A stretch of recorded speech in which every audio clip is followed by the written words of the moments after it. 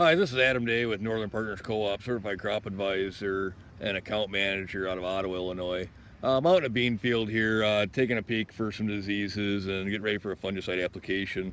I wanted to take the time here today and share what I'm looking for when I'm out in a bean field this time of year in the late July. So, as I'm out here in this bean field, this is a bean field is planted 15-inch rows. Got a really good canopy, got good weed control. I'm not seeing anything popping up above the beans for weeds. So I'm going to look at the beans. As I'm walking in the field, I'm going to look for feeding on beans, as well as kind of keep my eye open for some different diseases. So as I'm looking for some feeding on these beans, got some feeding here.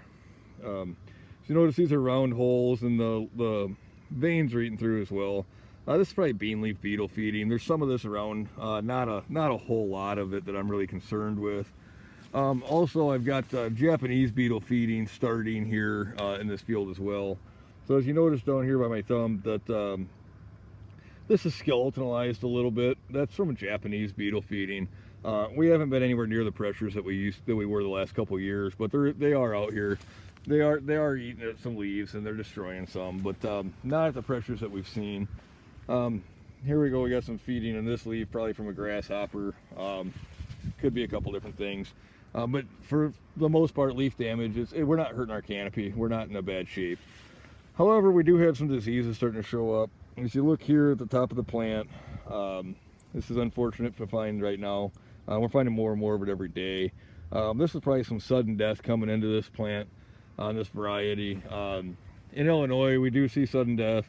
We don't see it quite as bad as they do on the other side of the river, where they can lose whole fields to it. We usually lose just a couple pockets, and a couple plants just melt away. They die from the top down, and you see this odd shaped leaves at the top with some yellowing. This yellowing will turn brown here. Trying to find some with necrosis on them. This is really just starting in, so we're not finding much with necrosis yet here in this field. But there are some things we could have done at planting. We could have probably treated with a levo seed treatment. That's been shown to help on the sudden death syndrome. But today there's nothing we can do to slow that down.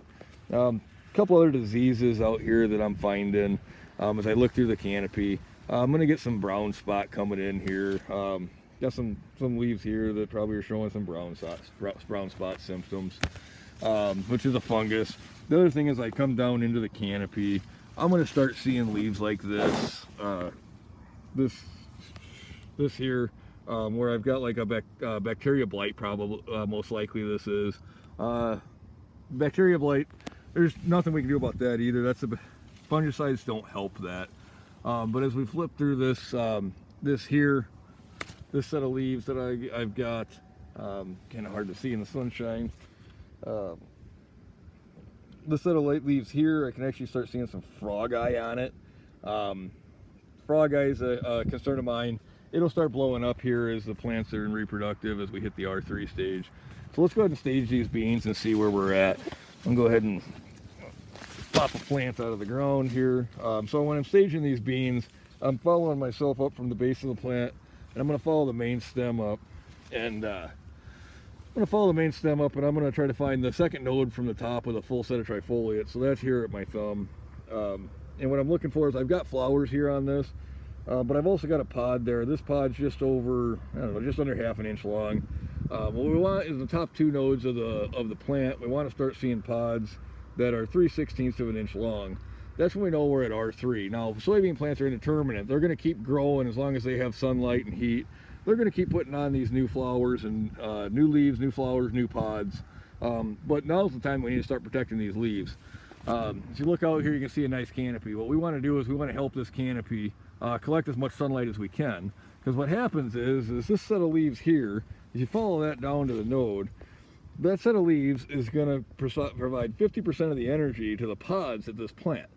The other 25% is going to come from the next trifoliate above it, as well as the trifoliate below it. So what we want to do is we want to try to keep these leaves as healthy as we can, because that's the solar panels collecting the sunlight, turning it into energy, and then the beans putting that energy into the pods. Anything we can do to help put energy into the pods rather than having the plants fight off diseases or insects, it helps us to gain more bushels. The more pods, more flowers, anything we can do to get more beans into the bin are going to help us this year.